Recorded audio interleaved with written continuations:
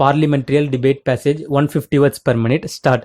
Mr. Deputy Chairman Sir, I am grateful to the honorable members beginning with the leader of the opposition and ending with the leader of the House who have participated in this debate. What provoked this debate was an article in a magazine followed by an article in a newspaper. From that, the leader of the opposition and some other members have abstracted an issue and have raised this debate. I welcome the debate. In fact, my desire is that the debate should have been kept at that abstract level on the issues involved rather than get bogged down into the facts relating to a particular case or a particular person or a particular occasion. It is because I think what is involved here is a grave principle that can well demolish many pillars of our democracy if we do not collectively address it with the seriousness with which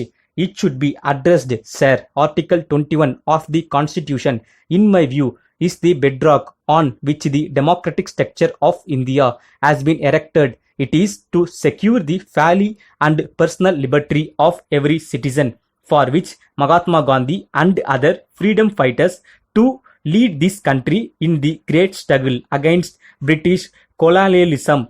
Let us remember there are many other countries which acquired freedom or achieved freedom without the guarantee of Article 21. India is among the few countries which enshrined Article 21 as a fundamental right to every citizen. Over the years, this article has been given contempt. In fact, the law that was declared then was the liberty can be deprived as long as it is a procedure established by law. But today the procedure must be reasonable.